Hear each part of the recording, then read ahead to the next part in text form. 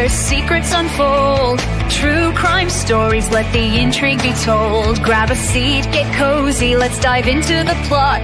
With Mac J by my side, there's so much to be sought. Mods from the stars, they light up the night. Chillin' with Van, everything feels just right. Welcome to the mystery, the thrill, the thrill we embrace. Solving cases together we'll trace. With Tabby and Maggie, the journey's begun. With laughter and stories, we'll shine like the sun.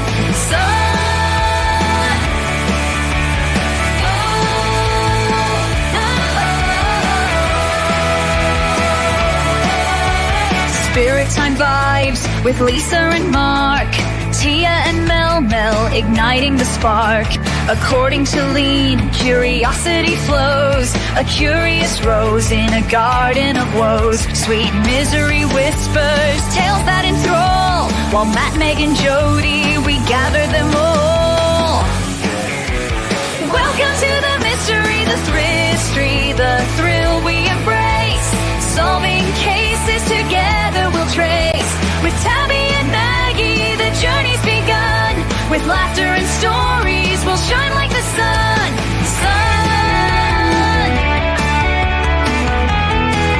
So come along, join the fun tonight. In Aussie true crime, everything feels so right.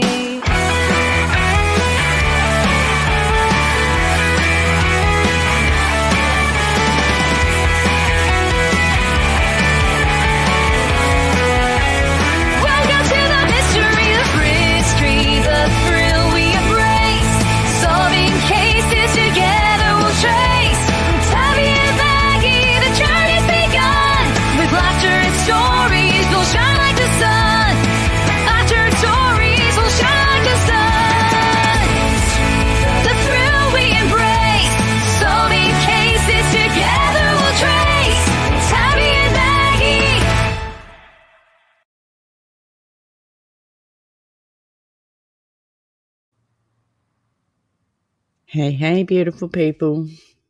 Hi, everyone. Welcome in. We have Kaz in here. Beautiful chick Tracy. And Irish Jessie. How are you, my darling? Jody. Well, what a day. I was just saying to Mac J before we started. I know we're behind, but today the case actually wrapped up.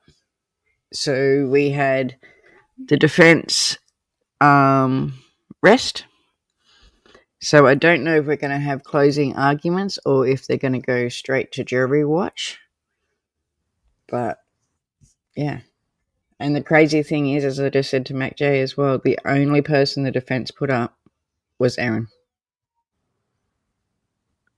It was crazy. That is crazy. Like, she thinks she's all it.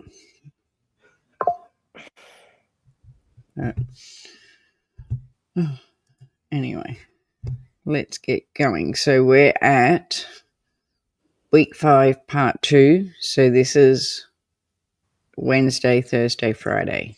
But Friday was only half a day, so it's not as bad.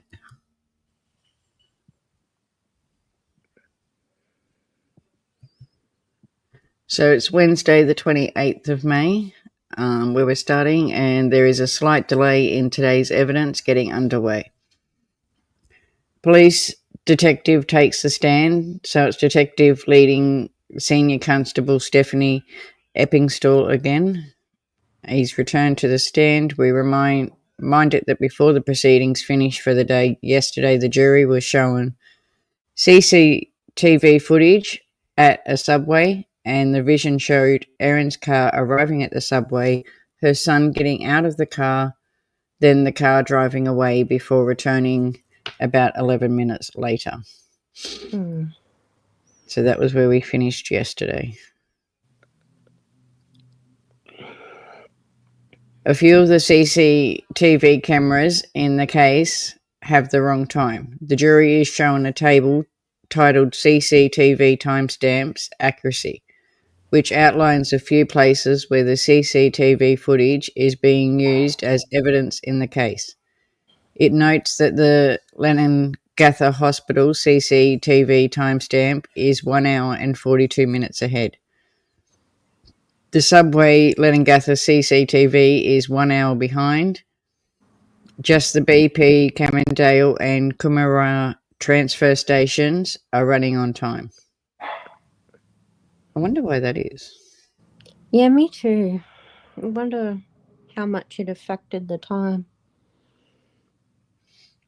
We revisited Erin's daughter's police interview.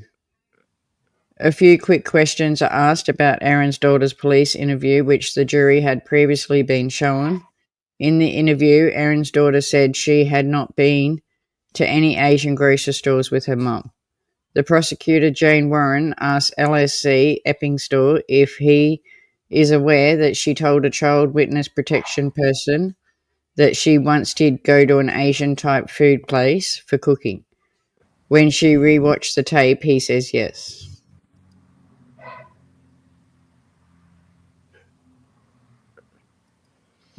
Erin's Woolworths grocery shopping. The court is showing a screenshot of an account type form.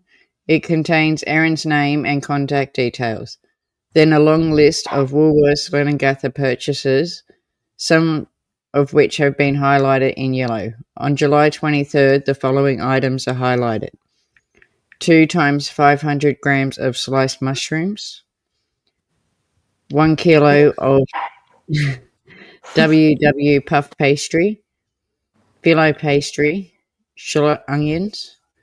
The list suggests July 23rd was quite a big grocery day, with other items not highlighted including some bullet raspberry splits, salami, shaved turkey, yogurt, parmesan, spinach, and a dash of summer snacks.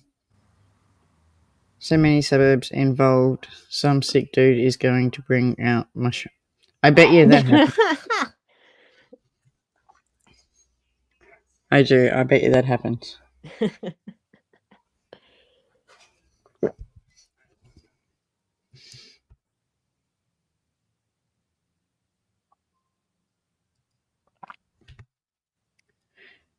So more Woolworths purchases on July 27th. Another list detailed purchases of more puff pastry and phyllo pastry, beef eye fillets, and more sliced mushrooms. Then on July 28th, more puff pastry and phyllo pastry is listed, with another 1.5 kilograms of mashed potato and 340 grams of cleaned beans. Some Gravox gravy and more beef eye fillet is also highlighted. She also said earlier that this was the only time she cooked it, so she's buying quite a lot to only cook it once. Yeah, strange. LSC Epping Store confirms there are 4 wholesales that distribute mushrooms to Woolworths, but only 2 that supply to the Leningatha store. He says that an officer attended one wholesale faculty in Mendra on September 6, 2023. The officer was taken on a tour of the faculty and also shown the process of cultivating mushrooms from start to finish, including the soil gathering and picking and packaging. The whole tour was recorded.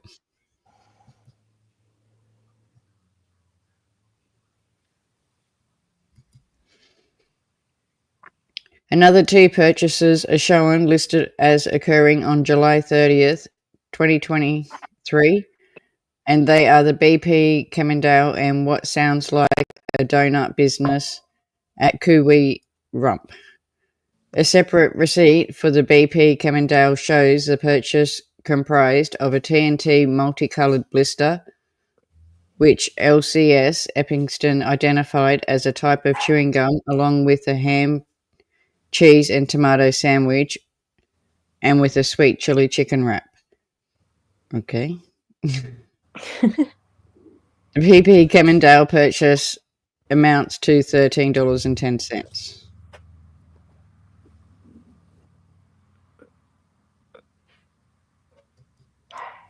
The medical record showing no cancer diagnosis. We're now hearing Erin's medical records. LSC Epping Store. I wonder if they ever get sick of that long name. LSC. Says he was aware that Erin told the lunch guest that she had been diagnosed with cancer. He tells the court he went to a series of local health organisations to obtain medical records of Erin Patterson and also contacted the cancer registry, which showed there was no evidence of any diagnosis of cancer. Lunch survivor Ian Wilkinson previously told the court that Erin Patterson had told her lunch guests that she had been recently diagnosed with cancer and they had prayed for her after the meal.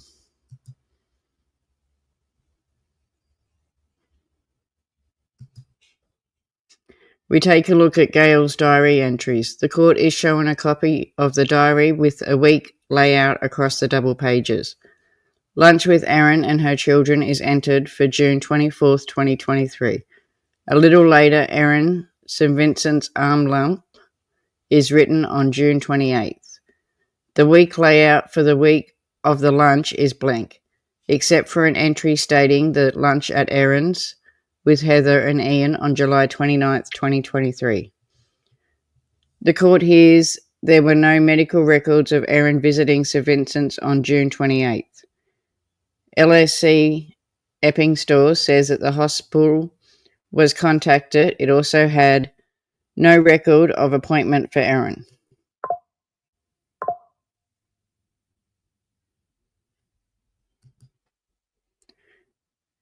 No records of the biopsy or the MRI. The court is showing a series of text messages between Erin Patterson and her mother-in-law, Gail Patterson. On July 28th, the day that Gail had noted in her diary, Erin was due to have an appointment at St. Vincent Hospital to investigate a lump on her arm. There was this exchange. Gail: "Hi, Erin. Just wondering how you got on at your appointment today, love. Gail and Don." Erin replied the next morning: "Hi, Gail. Sorry I had taken my daughter to see a movie last night. We saw The Little Mermaid. The appointment went okay. Thanks for asking. I had a needle biopsy taken of the lump and I'm returning for an MRI next week. We'll know more after that, the results of those two things." LSCP Epping Store tells the court there is no evidence Erin ever referred or obtained an MRI. I'm back. Sorry, the dog is just like That's your cat. right. He's sleeping at the moment. I don't want to get No.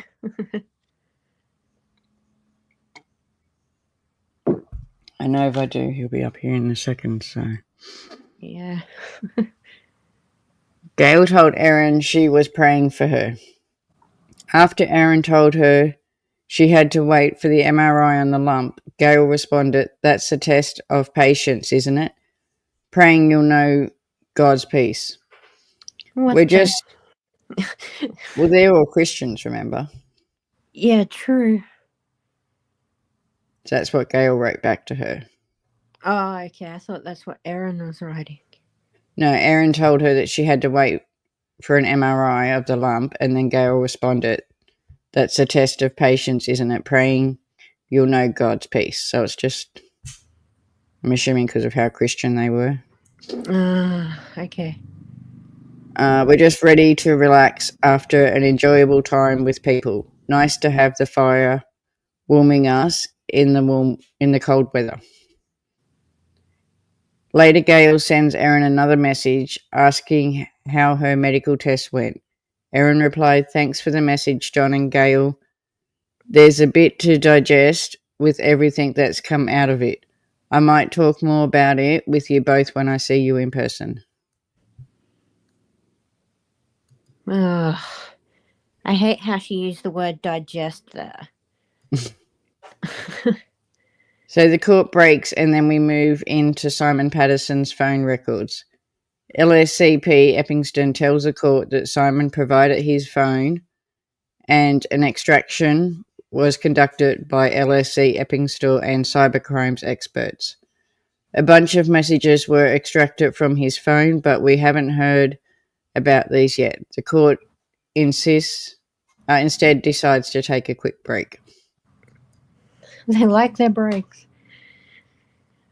As I said, there's one coming up where it was like nearly 2 hours. Wow. It was crazy. It is. And I actually wrote the times down because I was because like I sit here and do it through the day as it happens. Yeah. So I was sitting here waiting. I'm like, come on, come on, come on.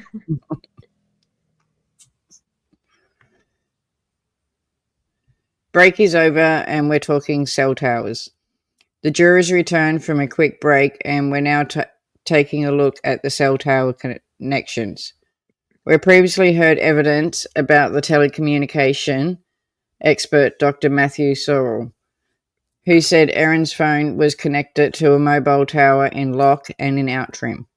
Prior to that, we've heard that an online post identified death cap mushrooms growing in those areas. LSC Eppington is still on the stand.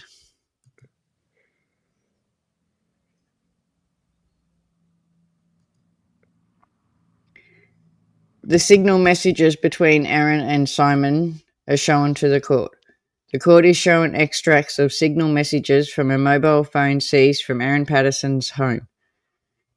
They're between Simon and Erin, the court is told. The exchange is on March 10th, 2022 at 5:12 p.m. Simon: hey, I think Erin and Simon's child has, I think it's basketball. It says b-ball, but I think it's supposed to be basketball tonight. Yeah. Are you geared up for it? Erin: yeah, although I don't know I have the basketball shorts for him. I'll check. Then 2 minutes later, Erin: yeah, we have the shorts and his game is at 7:40.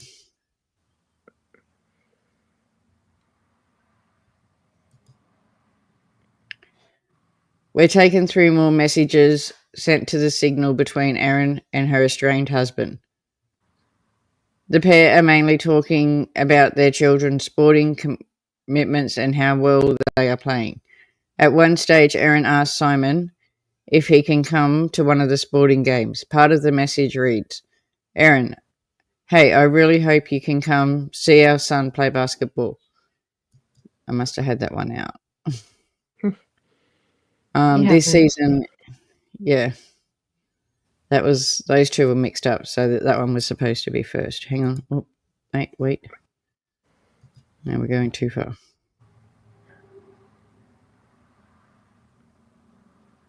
Okay. Yeah, so that's the messages.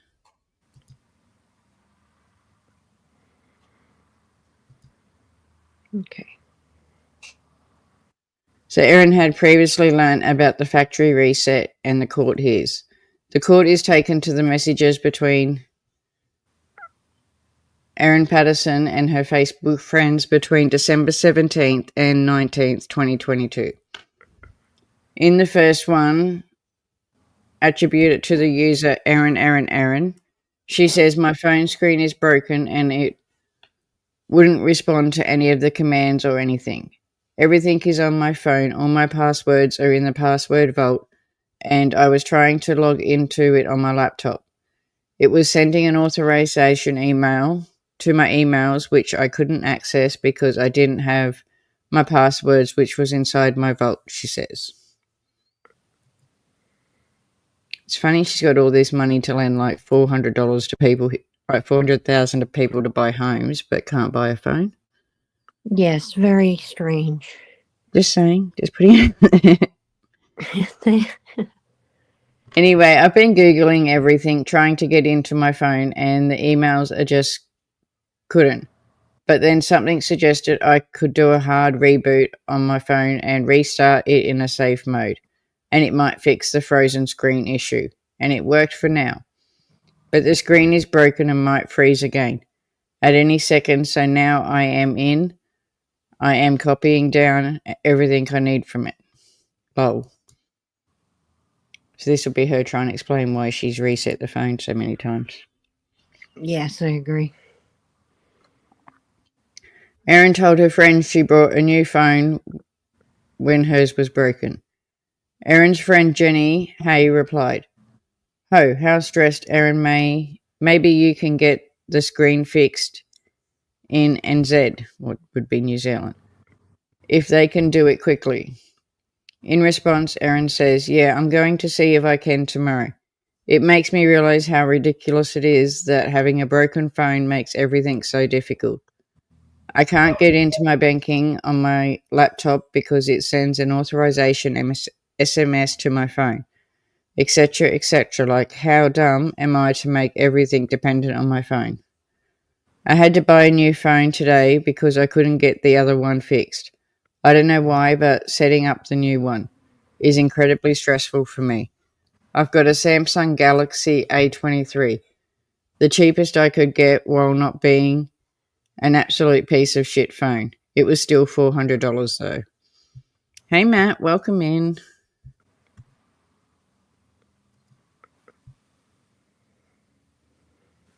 I will agree though, if your phone goes out, your life sort of does freeze. Oh gosh, that is so true and so annoying. Mm-hmm. SIM card was moved between devices, court hears. There's a lot of dense technical evidence being walked through by the prosecution now. It involves pages and pages of records connected to a SIM card, which the court hears was moved between devices in the months around the lunch.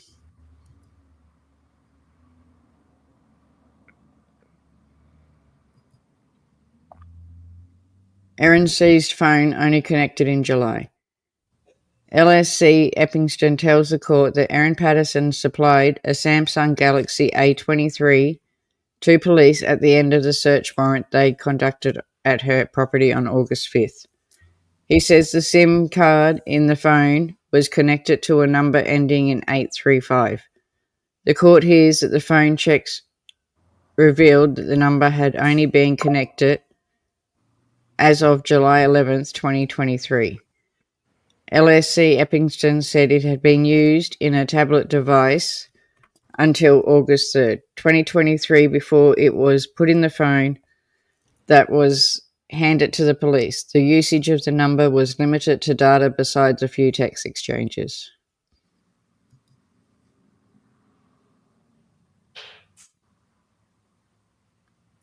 A second phone number attached to Erin's name. Police located another phone number attached to Erin's name, which ends in 783.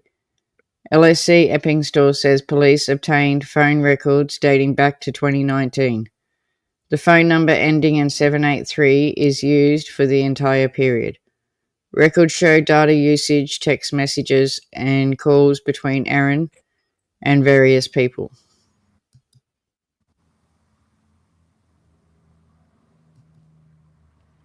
The SIM card was moved to the Nokia phone, the court was told.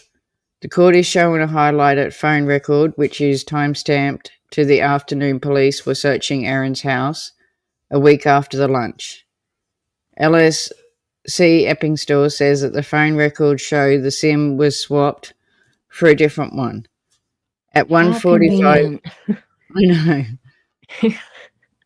At 1:45 p.m. on the 5th of August 2023 to see the actual SIM card change from phone A into a different phone, LSC Eppington tells the court. It's a Nokia phone. So she's swapping it between the Nokia and the Samsung? I got it. They just make it sound really a lot more. So the search for the second phone. A further search warrant was executed at Erin Patterson's home on November 22nd, 2023. The purpose of the search was to locate several items, including the other mobile phone we have been hearing about. LSC Eppington says the phone has never been located by police. On that, we break for lunch.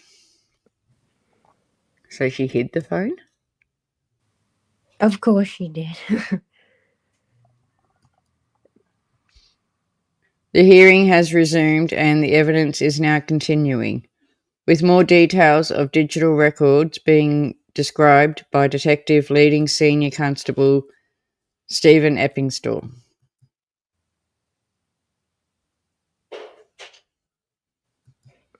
The prosecution goes through the call logs. The prosecution is moving through a very, very long list. The phone logs, it's jumping between different times and dates, with LSP Eppington describing how long the various calls lasted. The prosecution doesn't go into great detail about each call.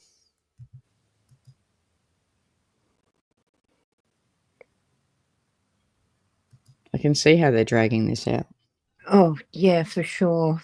I'm surprised, though. The defense is just, it feels like they're doing the bare minimum. They probably know she's guilty as anything, but they still have to put some defense. Then the court is taken, well, this is all still the prosecution. The court is taken to a digital analyst report of a Cooler Master computer, which was seized at Erin Patterson's home. These specific reports are described by the prosecution as an artifact of Chrome website visits made on the computer. It briefly flashes on the screen and includes visits made by several pages to the iNationalist website on May 28th, 2022. And we spoke too soon, the cat just woke up. Oh, dear.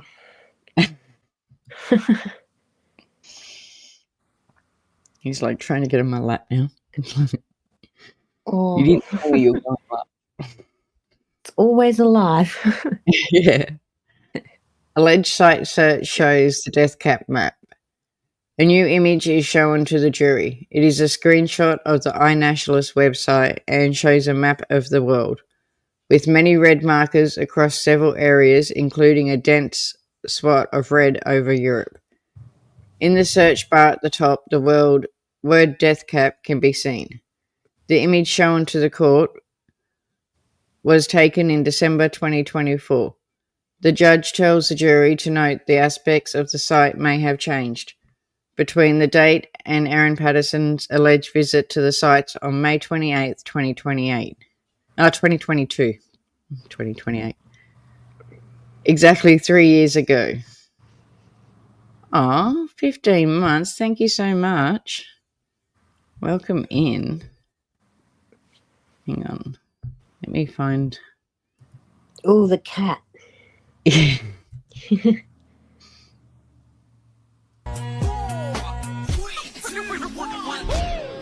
catch another fight. The apple bottom make 'em wanna bite.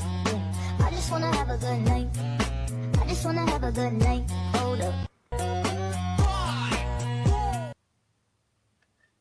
Thank you so much, Christine. And welcome in. Yes, welcome. So LSC Eppingstall tells the court the red dots represent reported sightings of the death cap mushrooms that had been uploaded. So their maps cover the whole world. Wow. Alleged search for the death cap mushrooms in Melbourne region. Now we're looking at the screenshot where the map is focused on the wider Melbourne region, which is searching death caps. A list of recent death cap sightings is generated in a column to the side. LSC Eppingstall notes that his 2024 screenshot will have different sightings to the version that Miss Patterson allegedly accessed in 2022. The next image is one specific sighting of the death cap mushroom listed on the iNationalist by a user. The pin is at Bricken Reserve, Morwell, in Melbourne South East for an observation in May 2022.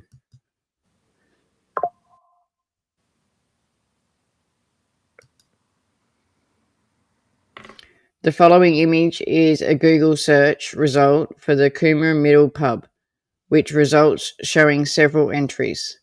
The first one is the Coomera Middle Hotel website. The next image is the Coomera Hotel's main landing page. Then a pop-up window titled The Middle Coomera Hotel. Pick up Dell. What would be delivery?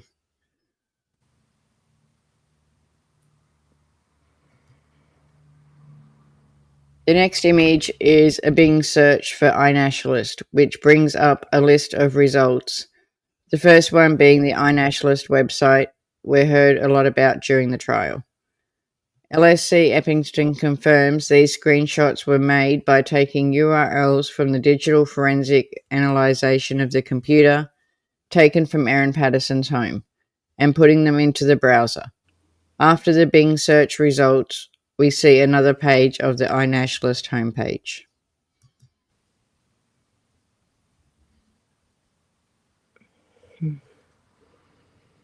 A pub meal delivered to Erin's home. We're now being shown a food order from the Coomera Middle Pub on May 28, 2022. LSC Eppington says the home delivery to Erin Patterson's home was requested for the family meal. The order is family pack, garlic bread, 2 chicken parmas, a kid's burger, kid's fish, Coke, no sugar, 1.25 litre. The total cost is $82 and it was ordered at 7:25 on May 28th, 2022. We're then shown logs taken from Miss Patterson's computer that aligned with the time that orders was placed at the pub.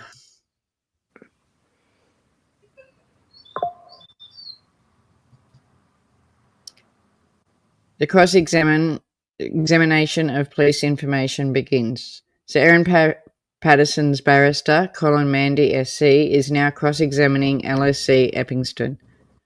After kicking off with some fairly straightforward questions, Mr. Mandy flags his intention to take the detective to some photos from an SD card. There's an objection from the prosecution and an interruption to the public hearing.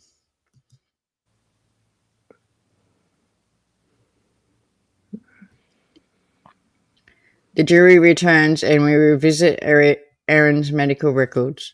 The jury has returned to the courtroom and the defence lawyer Colin Mandy continues asking LSP Eppington questions. They're speaking about Erin's health records, which LSP Eppington earlier told the court he had looked at into the part of his investigation. He says he can't recall any records prior to 2023 which related to concerns that Erin may have had of cancer.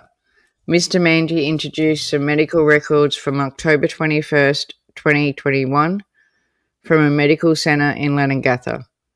The last paragraph says Erin worries about ovary cancer, has been Googling her symptoms. An ultrasound and an MRI were booked later in the same year.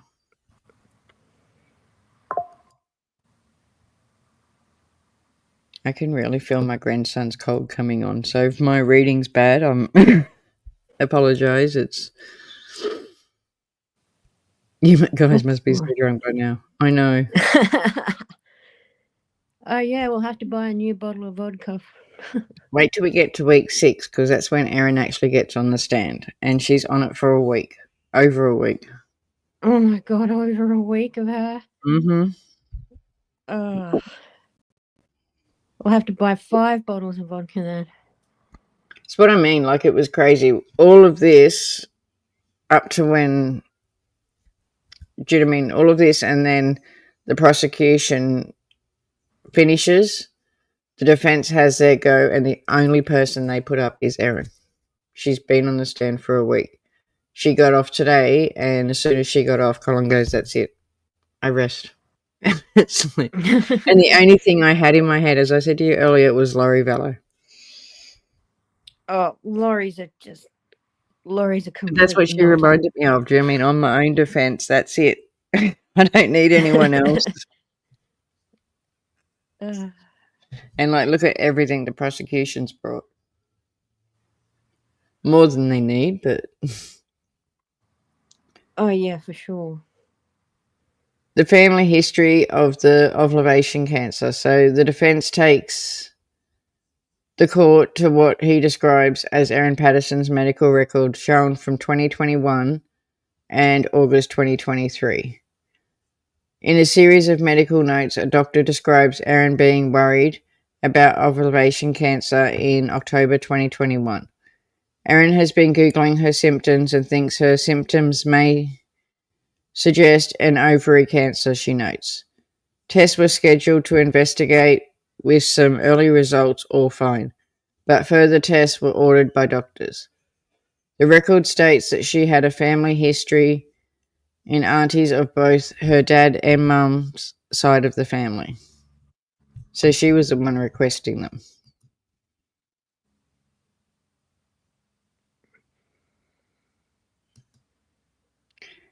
Erin raises heart concerns with her estranged husband. Excuse me, just 2 seconds. No worries.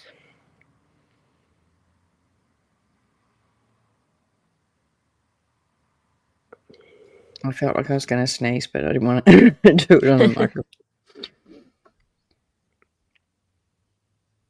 We're then taken to the signal messages between Simon and Erin between January 4th and 5th in 2022. In the first one shown, Simon says, "How's your back today?" Erin replies, saying, "We're getting better each day. It's my heart that's been troubling me. I'm struggling with the energy to do basic little things like get in and out of the car, and after I have a shower, I have to lay down and rest because the whole ordeal exhausts me. I think we need to upgrade our health insurance so I can start chewing through the waiting period." She later tells him it's a lot of things combined. She says she's been doing a lot of research and her right side heart failure and the symptoms all fit what I've been experiencing. Later in the exchange, while discussing access to the health services, Simon texts, "So do we actually do okay for health services where we live compared to backwaters such as Tassie and WA?"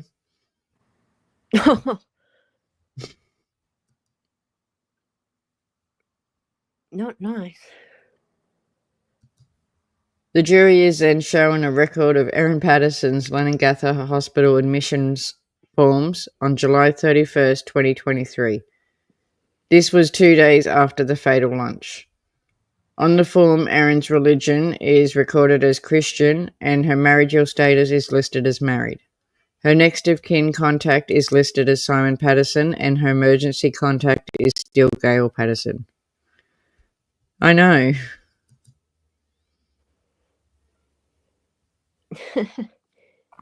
New Zealand, Tassie's really nice. Its health system's a bit clunky though. I guess they didn't expect their messages to be read out to courts either. No.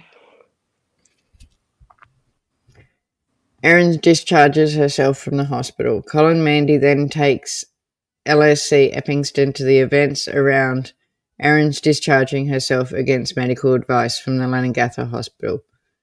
He refers to her historic dealings with hospitals before bringing up a discharge at her own risk form for Erin from January 24th, 2015. The template printed from the handwritten entries include Erin Patterson's name and states that she left the Gibson's Southern Health Service under full mental capacity. Mr. Mandy raises the court more medical notes related to the episode described Miss Patterson as agitated in the time before she left. The patient became fidgety and anxious, stating that she wanted to be discharged. The note says patient was not out of bed, walking around, pacing, and asking a nurse to stop the IV and disconnect so she could leave. As I said before, we all hate hospitals, but sometimes we put our big girl panties on.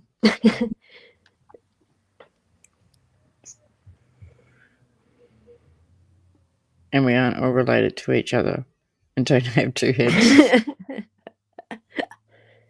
You're funny, Tracy. You are.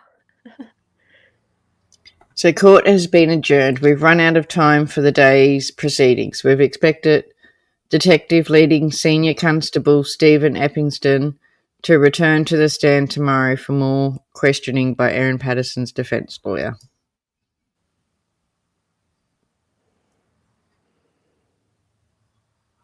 So what we learnt, Detective Leading Senior Constable Stephanie Eppingston returned to the stand today. He is the prosecution's last witness, which means we're getting closer to the end. The defence barrister Colin Mandy SC began questioning LSC Eppingston towards the end of the day. But we ran out of time, so we will return to the stand tomorrow for more questioning. Here's what we learnt. Eppington told the court the SIM card was swapped from one phone to a Nokia mobile phone during the police search at Erin's home on August 2023.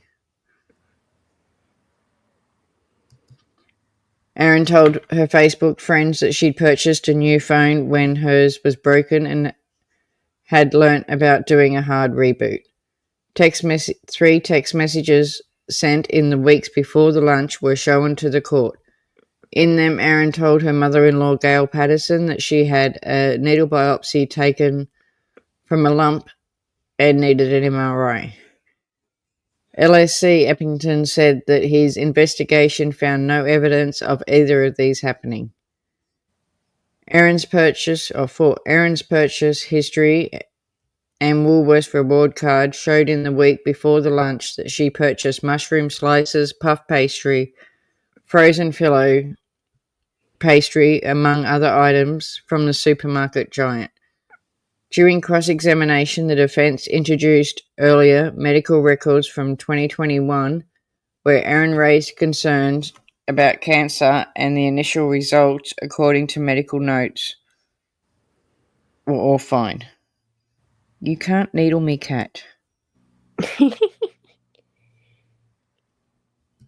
He's literally trying to get in my lap and needle my knees. I have to readjust myself. So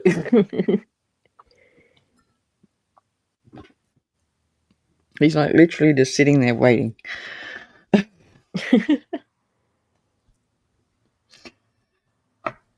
So Thursday, 29th of May, 2025, the jury is in. LSC Eppingston is back to the stand, and he's being questioned by defence lawyer Colin Mandy.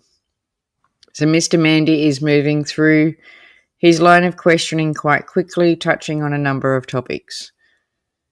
He asks about a number of Booktopia book receipts that the detective says he's seen that relate to diet books purchased by Erin. He then touches on media's interest in the case, and LSC Eppingston confirms that on August 6th, the media and the wide public were informed that the homicide squad was involved in the investigation.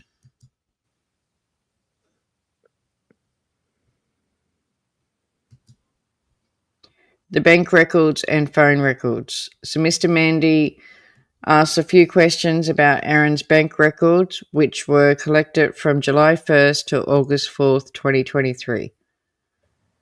The detective says that he can't explain why police didn't collect records prior to July 1st. Mr. Mandy highlights a few transactions which suggests some flaws in both of Erin's children's recollection of the events during their interview with the police. We're now looking at Simon Patterson's phone, which was handed into police during the investigation and later handed back to him. Eppington says that Mr. Patterson mentioned he had changed his handset at some stage.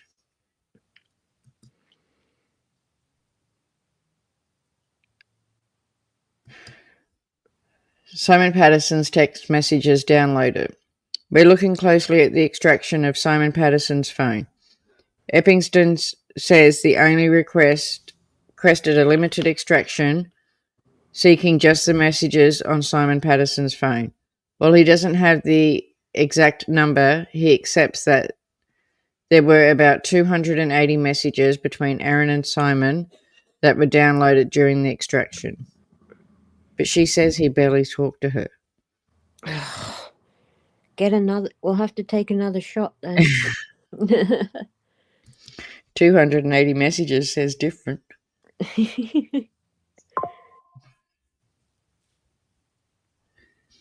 Don and Gail's phones were also handed in. The court is told Simon Patterson handed in his parents' phones along with his. LSC Eppingster says Gail's phone underwent a full extraction. We've seen some of the text messages they discovered from that in evidence already. He says Don's phone was fairly empty. I don't think he used his phone that much, he says. Mr. Mandy asks about the signal messages and whether or not the detective knew about those messages at the time the phones were collected. Then we move on to the phone towers.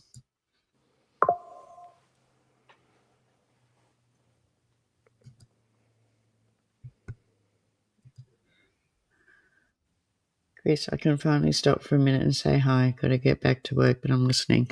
Hello, my darling. Welcome in. Hi, Chris. Not probably something I'd want to listen to, but...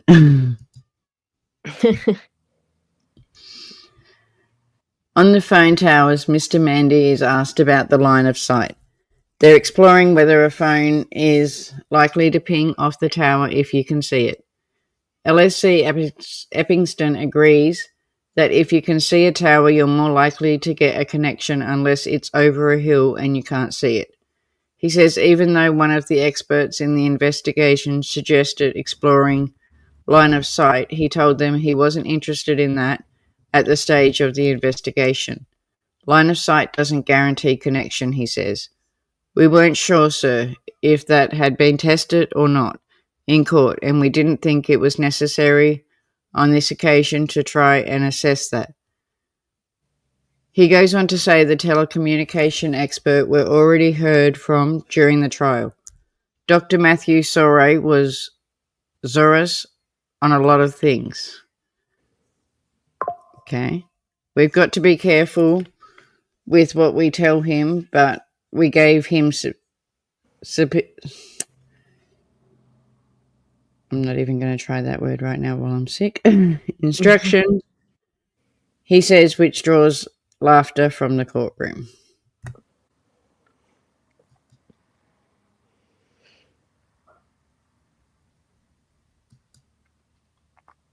We quickly look at the SIM cards and then we take a break. Mr. Mandy asks a few more questions about the SIM cards.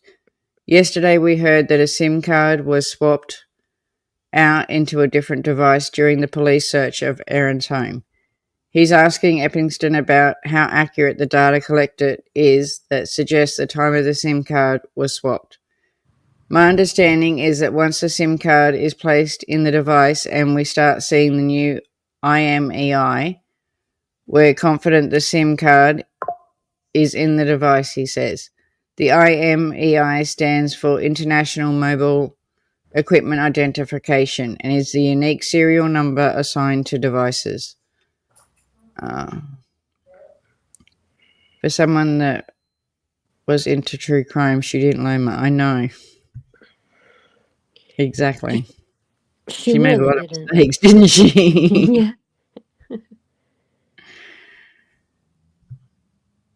He then asked a few questions about the iNationalist website we previously heard about, and then the jury is sent out for a break.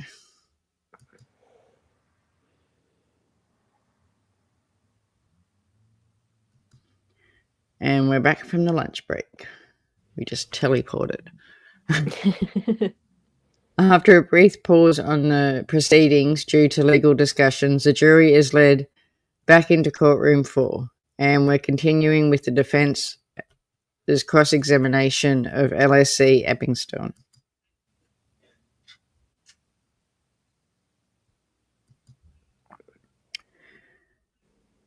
Erin allowed to use her phone as her home was searched. We return to the day that Erin Patterson's home was searched on August 5th. LSC Eppington says that Erin was allowed to walk around her home while it was being searched, but that she was also accompanied by a police officer. She also had access to her mobile phone during the search. We allowed her to retain her phone, and she had arrangements to make in relation to her children, he tells the court. Erin was left alone in the room with the door closed in order to call her lawyer, which records show lasted 14 minutes.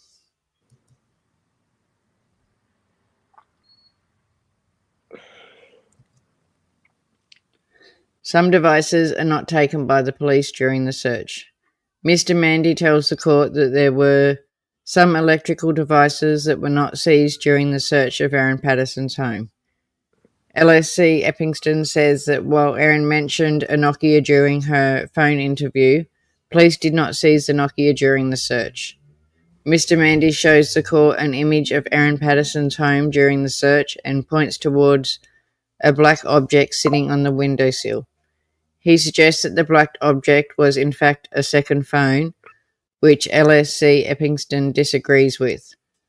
I don't think that's consistent with a phone, Eppingston says. If that was a phone, I would think we would have found it and would have seized it. So they didn't take the Nokia because they couldn't find it? Yeah. More photos of possible phones shown. Another photograph of the August 5 search is shown, this time of the computer Lego room in Erin's house. A plastic storage basket is pictured with an object in it. It does look as though there's a phone box in the basket, Mr. Mandy says. Yeah, it does, sir, Eppington says.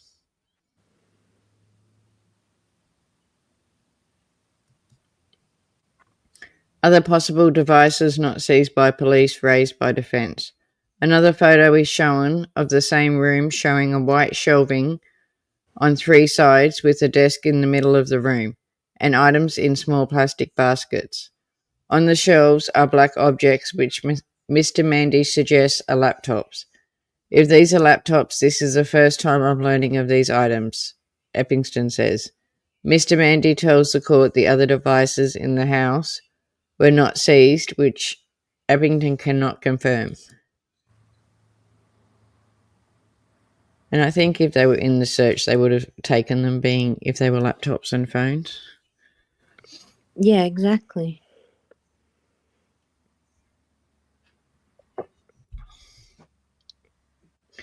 The defence cast doubt over the CCTV footage. CCTV footage from a Subway restaurant is shown again to the court, which the prosecution earlier argued shown Erin Patterson dropping off her son to buy a meal. Mr. Mandy makes the argument that it is in fact not footage of Erin Patterson. He puts to LSC Eppingston that there is nothing else besides the vehicle being consistent with Erin Patterson's vehicle and the teenager getting out of it that allows police to say that it was in fact Erin. LSC Eppingston agrees with the suggestion, and Mr. Mandy shows the court a still of the CCTV footage showing the Subway restaurant and suggests that a teenager pictured is not Erin Patterson's son. I believe it is Erin Patterson's son, but that's a matter for the jury, he says. The day Erin supposedly had diarrhea, she was wearing white pants. Not a clever thing to do. And she also wasn't stuck on toilet. She was driving around and going to shops, and when she did go to the toilet, it was like a couple of seconds. Yeah, but she told all the medical people otherwise. Gosh, what did she claim? 2-3 hours or whatever it was.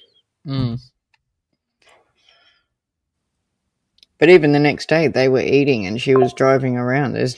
Look at the... Do you mean all the real victims? They weren't in a state to drive or eat. No, not at all. I guess we take another 2 shots then.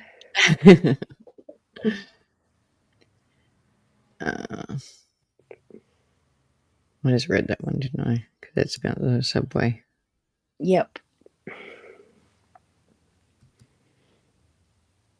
Yeah, pants on fire. Exactly. So Colin Mandy brings up the Facebook messages sent between Erin Patterson and her friends in a private chat group. The prosecution previously exhibited the messages to the court, reflecting Erin's frustration with her in-laws and her estranged husband. Mr. Mandy reads out the messages from other participants in the chat. which were not read by the prosecution, with some of the Facebook friends referring to the Pattersons as morons. He says that many of Erin's messages came into context of wider discussions. The jury has now stepped out for a break.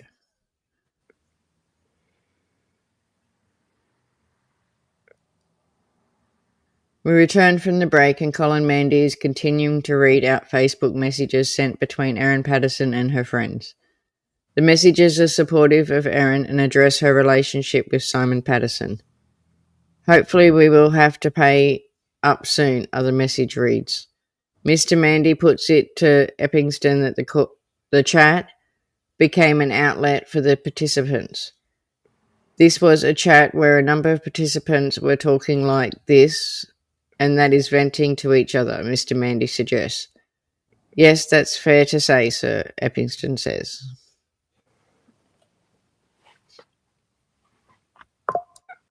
I wonder if she was using alt accounts. Well, she had 3. She had Erin Patterson, Erin. And was the other one Erin? I think possibly, yeah. Because remember at the start they went through the 3 accounts she had. But I've noticed she uses the Erin a lot more than the others. Like, she made it kind of obvious, didn't she? Yeah. Messages from the app Signal between Erin Patterson and her in-laws are shown to the court. The messages date back to January 2022. Earlier in the trial, we heard Erin, Simon, Don, and Gail Patterson were in a group chat together on Signal and discussed issues such as the child support on it. Simon Patterson also told the court that his mother eventually stopped looking at the messages from Erin due to the anxiety it caused her. The messages from January 2022 deal with Erin's struggles with back pain and with the older Patterson offering their sympathies.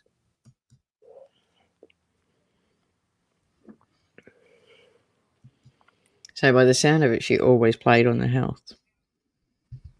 Oh, Because we've got to remember with Simon, that's what she used to play on too, was her health. So court is adjourned and Mr. Mandy continues detailing messages between Erin and her in-laws. Before stopping, he informs Justin Beale that they can go no further with his cross-examination until legal issues are sorted without the presence of the jury. Justin Beagle takes the opportunity to adjourn court early for the day.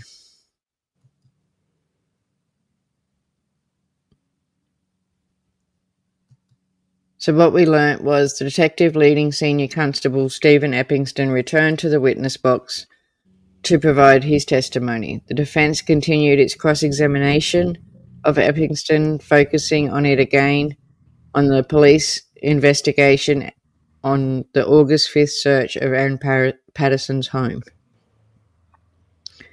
Here's what we learnt. Erin Patterson was allowed to use her phone while the police searched her house. LSC Eppingston says that Erin was left alone with her phone to contact a lawyer as police searched the home.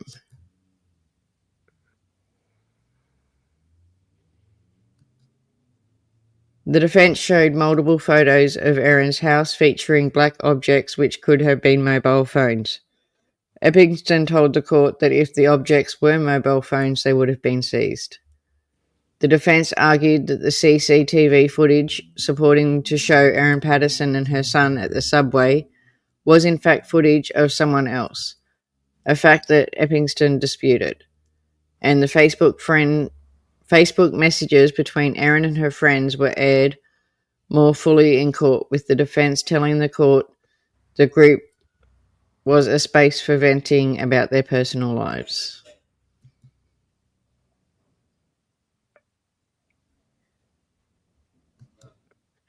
And that takes us through to Friday, the 30th of May.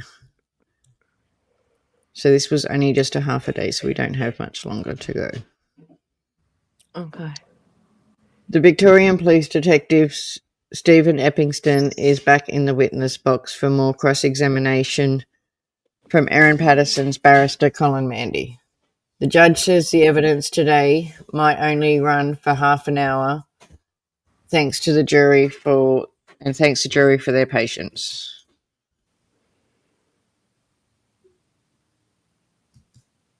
So we return to the signal messages from the Patterson family. Mr. Mandy continues where he left off on Thursday afternoon, taking LSC Eppingston through messages. I don't see Epping in your... Sorry, my phone just... Gotta love Siri when she kicks in. Oh, yeah. The LSC Eppingston through messages from the app Signal. The messages date it back to February 2022. Earlier in the trial, we heard Erin, Simon, Don, and Gail were in a group chat together on Signal and discussed issues such as child support on it. Simon Patterson also told the court that his mother eventually stopped looking at the messages due to Erin's anxiety and what it caused her. I think they've gone over that like 4 times. They have. Conversations between Erin and Don Patterson shown to the jury. The February 2022 messages detailed an exchange between Erin and Don Patterson dealing with the Pattersons' children's schooling. Previously in the trial, the defense stressed the close relationship between Erin Patterson's children and their grandparents, playing a video of Don Patterson conducting science experiments with his grandson. Further messages discussed Erin dealing with the effects of COVID-19, and Don was checking in on her.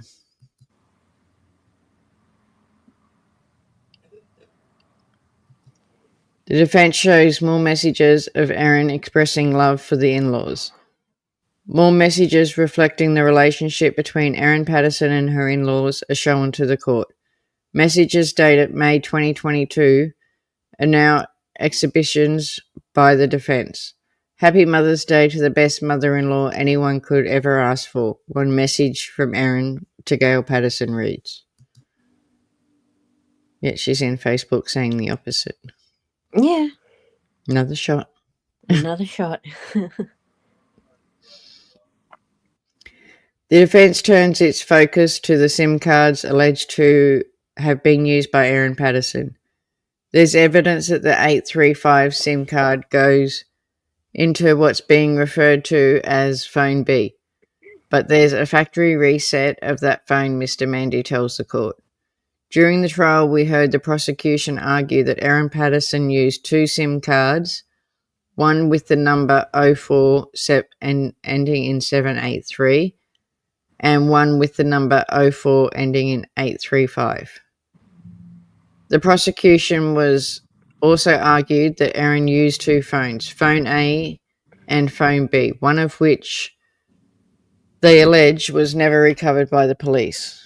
Mr. Mandy says the following factory reset, there would be no personal data left on Phone B, and LSC Eppingston agrees.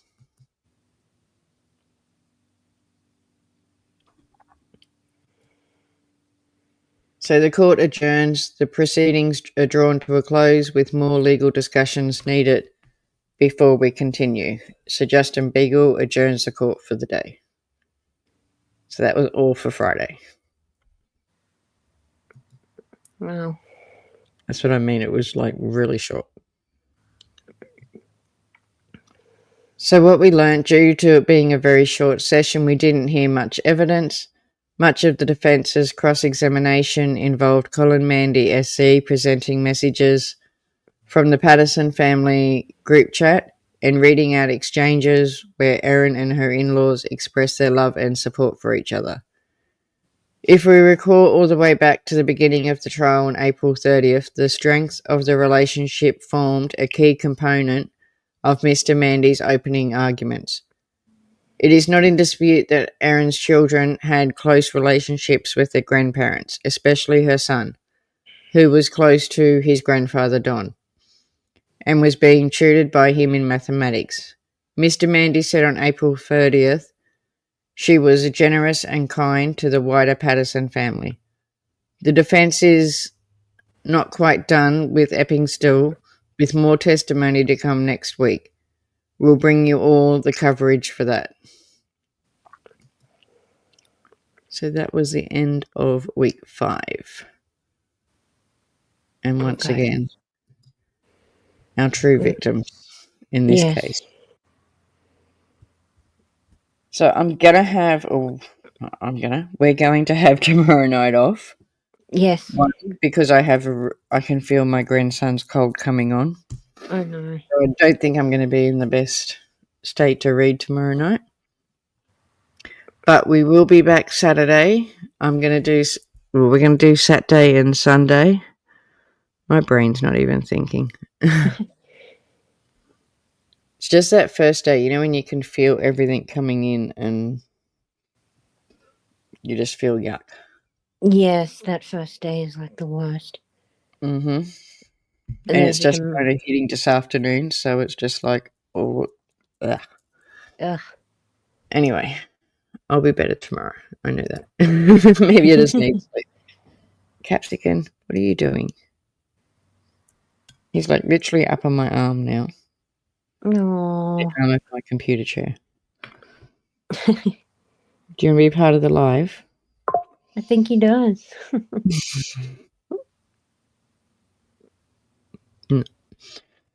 So we'll be back on Saturday night. I think I've moved it to the 7 because Hayley will be at her dad's over the weekend, so we can do 7 o'clock. Okay. For those ones. It's only through the week because I want to give her time to get to bed. That I've got it at the 7:40. All right. But yeah, so 7 o'clock Saturday and Sunday. We'll do week 6 over Saturday, Sunday. I have got week 7, what is this week, made. They had Monday off because of the public holiday, so they done Tuesday, Wednesday, Thursday. But as I said, they rested today with the defence, so I don't know if there's going to be a closing argument. So I'll leave it whether we'll do all of week 7 on Monday night or we just break it up into 2. Because if they don't do closing arguments, do you know what I mean? We could easily just do all of week 7 on Monday night. Yeah, I agree. So, but we'll work it out. I'll find out what we do tomorrow, whether they do closing or not, and where we're at. If we do go into jury watch for it, I will put it on my community post. Do you mean I know we're not at that stage yet, but I will put it on the community post so everyone knows what's going on, and I will put it in the Facebook group. Other than that, I don't think we've had any other updates on PB Bishop while we're here. No, not yet. Well, not ones we can speak about anyway. Yeah, I have been looking for the courts, for the jails that they're in. I think he's been moved to the Maryborough jail now. Okay. Is that up there? And she's in Brisbane now. She's in the Women's Correction Centre. That's why I couldn't find her. Oh, okay. Because, just me not thinking she's a woman. She'd be in the women's. But yeah, she's in Brisbane Women's one and he's in the Maryborough. Oh, great. I know that one. But other than that, we will see you all on Saturday night. Thank you so much for coming. Please hit the like button. I have MacJ's channel in my description, so even if you're in the replay crew, jump over to her channel and give her a watch as well, and some likes because we're trying to build her channel up. Other than that, we'll see you Saturday night. Yes, see you guys then. Don't eat any mushrooms. It's a mushroom-free zone. Yes. Thanks, everyone. Okay. Bye. Bye. Every true crime on the rise. Investigate the scene, uncover the lies. From Melbourne to Sydney, all the way to Perth. No case too tough, we'll dig into the dirt. We'll crack the code, find the truth, bring justice to the table. No excuse, Australian legends in the game. Bring bringing light to darkness, no shame. Just got a super chat. Let's celebrate, raise a glass for all the cases we've solved in the past. With eyes wide open, we'll never rest. Aussie true crime, we're the best.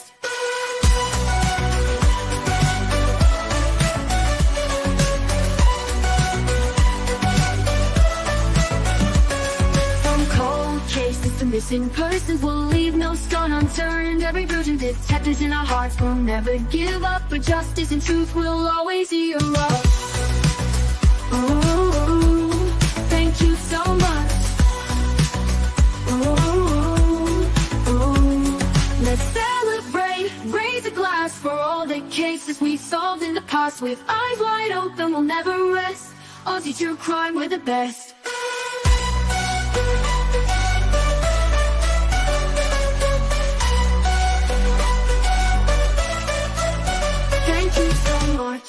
Let's celebrate, raise a glass for all the cases we've solved in the past. With eyes wide open, we'll never rest. Aussie true crime, we're the best.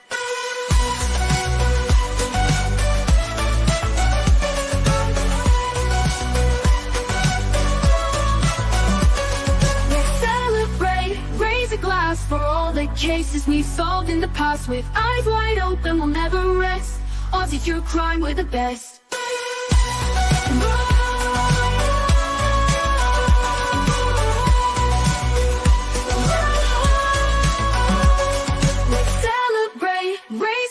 For all the cases we solved in the past. With eyes wide open, we'll never rest.